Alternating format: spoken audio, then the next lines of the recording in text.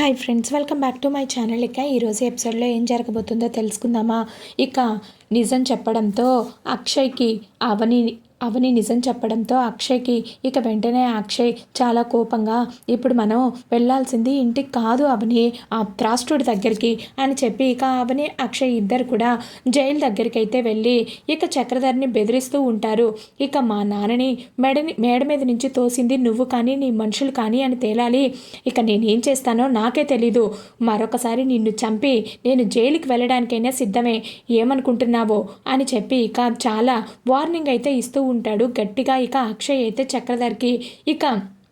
చక్రధర్ అయితే అప్పుడే ఇక పల్లవి అయితే ఈ మాటలన్నీ కూడా అక్కడికి వచ్చి స్వీట్ బాక్స్ పట్టుకొని వచ్చిన పల్లవి అయితే దొంగచాటుగా ఇక అక్షయ్ అవని మాటలన్నీ కూడా వింటూ ఉంటుంది. నిజం బయటికి వస్తే మాత్రం నా ప్రాణాలు గాల్లోనే కలిసిపోతాయి.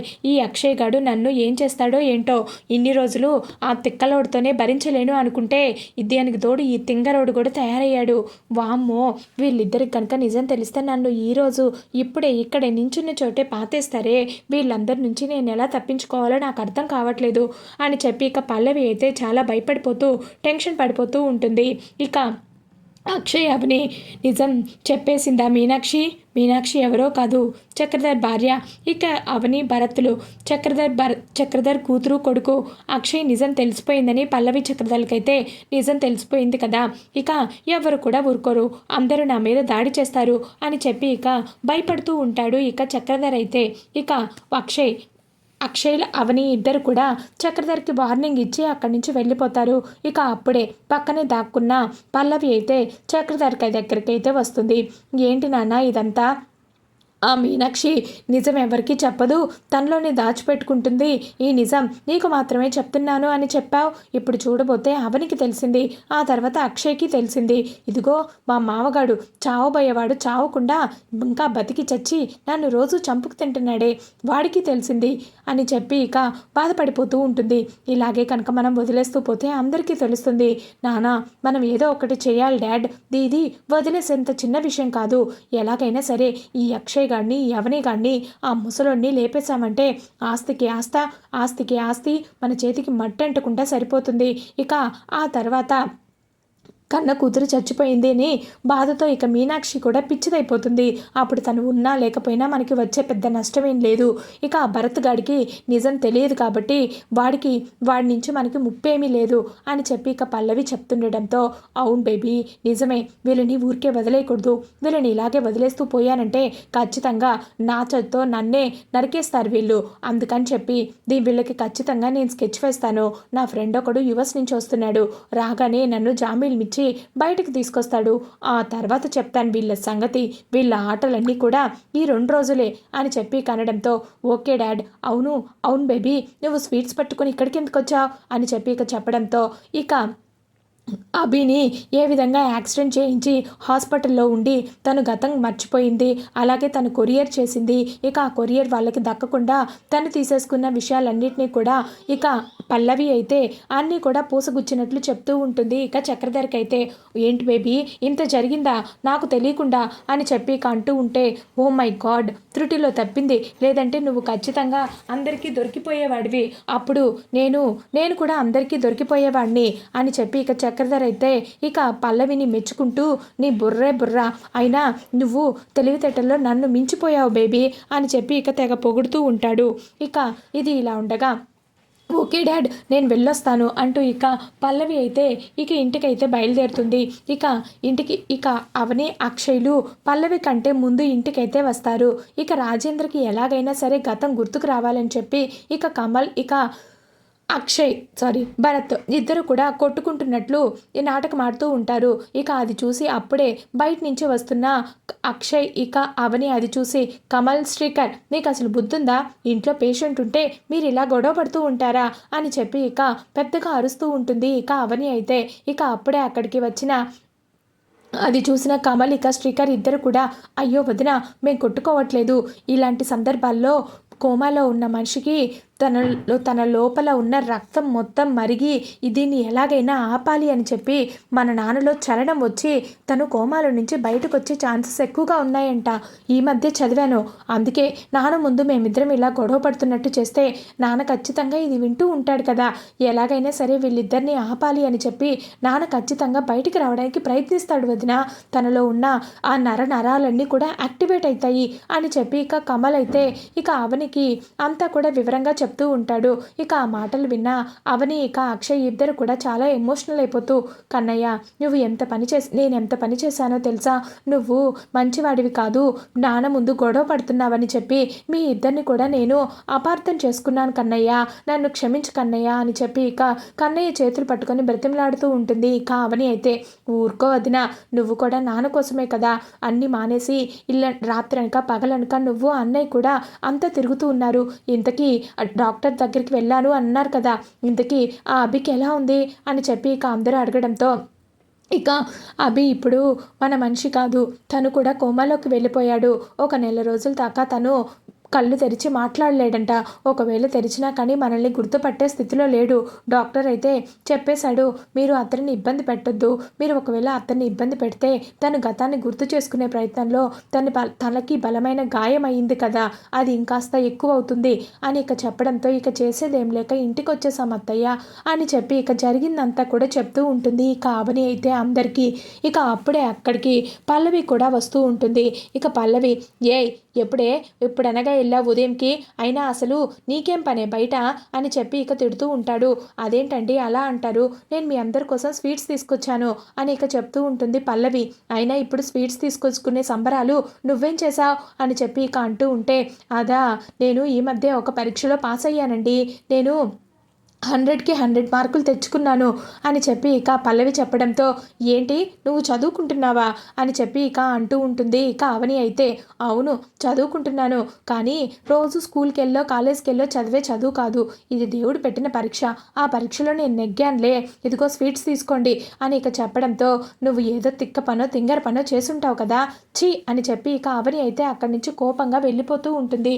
ఇక అప్పుడే అక్కడికి కమల్ శ్రీకర్లు అందరూ వస్తూ ఉంటారు. ఏం చేసావు నువ్వు, ఏం పరీక్ష పాస్ అయ్యావు, నీలాంటి వాళ్ళు పరీక్షలు కూడా పాస్ అవుతారా అని చెప్పి ఇక కమల్ అయితే పల్లవిని తిడుతూ ఉంటాడు. ఊరుకో బావా, నువ్వు ఎప్పుడు నా గురించి నెగిటివ్గా మాట్లాడడం తప్ప పాజిటివ్గా ఎప్పుడు ఆలోచించావు, అయినా నా గురించి నీకేం తెలుసు, అది సర్లే కానీ ముందు స్వీట్స్ తీసుకో అని చెప్పి ఇక అందరికి కూడా ఇస్తూ ఉంటుంది. ఇక రాజేంద్ర తొందరగా కోలుకోవాలని గుడికి వెళ్ళి అభిషేకం చేయించానని అబద్ధం చెప్తుంది. ఇక భానుమతికి పార్వతికి అయితే వాళ్ళు కూడా నమ్మేసి ఇక స్వీట్స్ అయితే తీసుకెళ్తూ ఉంటారు. ఇక అప్పుడే అక్కడికి శ్రీ అయితే వస్తూ ఉంటుంది. పల్లవి అని చెప్పి ఇక వెళ్ళిపోబోతున్న పల్లవిని అయితే పిలుస్తూ ఉంటుంది శ్రియ. ఏంటి శ్రియ, అది ఇప్పుడే అవని అక్క చెప్పింది, మామయ్య గారిని ఎవరో పైనుంచి తోసేశారంట, అందులో వాళ్ళ చెయ్యి మాత్రమే కనపడిందంట, ఆ చెయ్యికి ఆ చేతికున్న బ్రాస్లెట్ మాత్రమే కనపడిందంట, ఆ బ్రాస్లెట్ని చూడగానే నాకెందుకో నువ్వే అనిపించావు అని చెప్పి ఇక శ్రేయ చెప్పడంతో ఇక పల్లవి ఒక్కసారిగా హవాక్ అయిపోయి నోరు తెరిచి అలాగే చూస్తూ ఉంటుంది. ఇక వెంటనే, ఏ శ్రేయ ఏం మాట్లాడుతున్నావు, మామయ్య గారిని నేను చంపడం ఏంటి, మామయ్య గారిని నేను తోసేయడం ఏంటి, అయినా నాకేం అవసరం, లేనిపోనివి ఊహించుకోకు, అసలే కడుపుతో ఉన్నావు, కాస్త మంచి పుస్తకాలు చదువు అని చెప్పి కోపంగా అక్కడి నుంచి వెళ్ళిపోతూ ఉంటుంది. నాకు ఇప్పటి వరకు అనుమానం లేదు పల్లవి, కానీ ఇప్పుడు నువ్వు రియాక్ట్ అయిన దాన్ని బట్టి చూస్తుంటే ఖచ్చితంగా నాకు నీ మీద అనుమానం వస్తుంది అని చెప్పి ఇక శ్రేయ అయితే పల్లవిని అనుమానిస్తూ ఉంటుంది. ఇక ఇది ఇలా ఉండగా ఇక పక్క రోజు ఉదయాన్నే ఇక లాయర్ అయితే ఇంటికి వస్తూ ఉంటాడు. ఎవరండి ఇంట్లో అని అంటూ వస్తూ ఉంటాడు.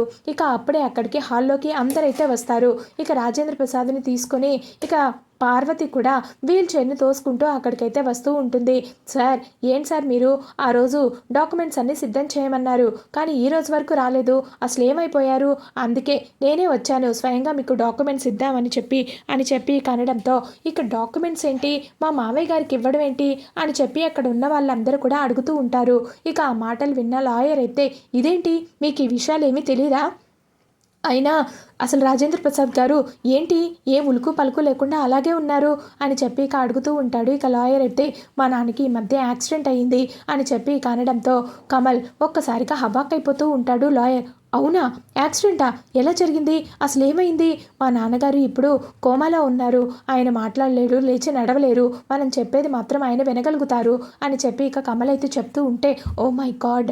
ఇంత పెద్ద ప్రమాదం జరిగిందా? అసలు ఇంతకీ ఎప్పుడు జరిగింది ఇది? పోయిన పోయిన నెల 23వ తారీఖు అని చెప్పి అనడంతో ఇక లాయర్ అయితే ఒక్కసారిగా హబాక్కైపోతూ ఉంటాడు. ఏంటి? పోయిన నెల 23వ తారీఖా? ఏంటిది?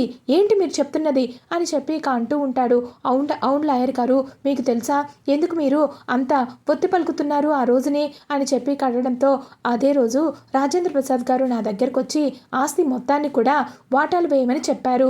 అంతేకాదు దానికి సంబంధించిన లీగల్ డాక్యుమెంట్స్ అన్నింటినీ కూడా రెడీ చేసి తీసుకురమ్మని చెప్పారు అని చెప్పి ఇక చెప్పడంతో ఇక అక్కడున్న వాళ్ళందరూ కూడా హవాక్ అయిపోతూ ఉంటారు. ఇంతకీ మా నాన్న లీగల్ డాక్యుమెంట్స్లో ఏమని ప్రిపేర్ చేశారు అని చెప్పి అడుగుతూ ఉంటాడు ఇక లాయర్ని. కమల్ అయితే తనకున్న యావదాస్తిలో 51% అవనికి చెందాలి, అలాగే మిగిలిన 49%లో తన ముగ్గురు పిల్లలైన ప్రణతి, అలాగే కమల్, అలాగే శ్రీకర్ ముగ్గురికి చెందేటట్లుగా వీల్నామా ప్రిపేర్ చేయమన్నాడు అని చెప్పి ఇక చెప్పడంతో ఇక ఆ మాటలు విన్న పల్లవి, శ్రేయ అందరూ కూడా షాక్ అయిపోయి అవని వైపు అలాగే చూస్తూ ఉంటారు.